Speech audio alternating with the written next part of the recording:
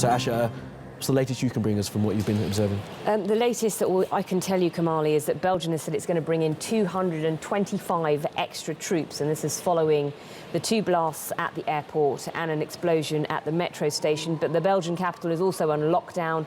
Its transportation system has basically ground to a halt. People are being told to stay at home.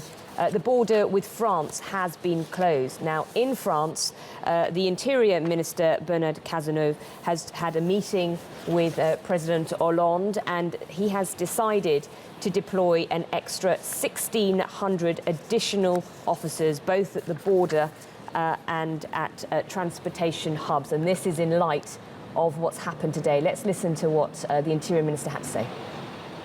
Train stations, common transports, c'est le cas notamment en Île-de-France.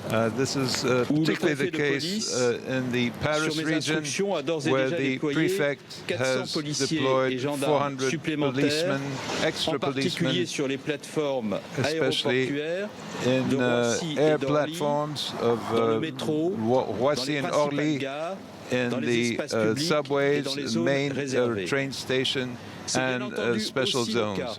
It's also the case for the rest of the territory, where 600 more policemen have been mobilized on top of the forces that are already deployed. 4 types of measures have been taken for common transport, public transport.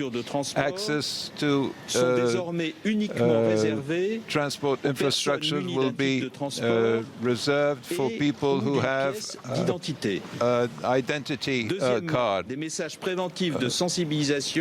will be also preventive messages that will be sent out by operators like SNCF and others for the public at large.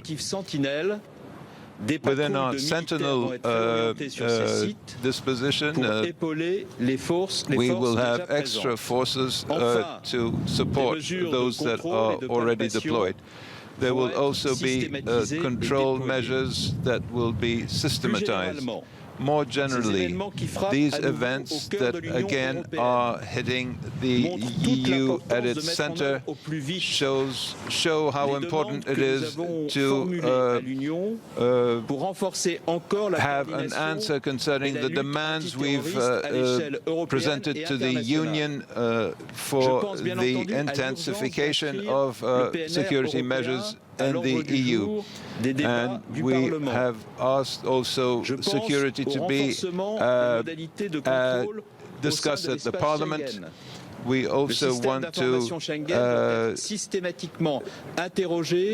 review the Schengen system, especially concerning the external borders, which should be reinforced as we have demanded.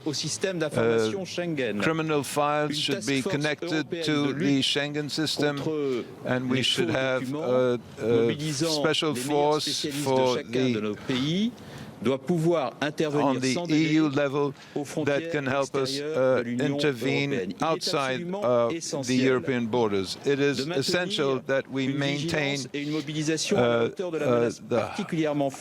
highest possible vigilance in the face of the very high threat that we are faced with. We need to be cool-minded, and we need to be swift in our answers. And I've mentioned all the cooperations within the Union, but also with other countries, namely with problems of arms trafficking. We need to change the Directive 91 as soon as possible. The President and the Prime Minister have reminded us during our meeting that France is determined to fight against and be victorious against terrorism. We have intensified our system of security and information, and we do that within the respect of the rule of law. And I've said it Saturday, and I'm repeating, we have set up our security system at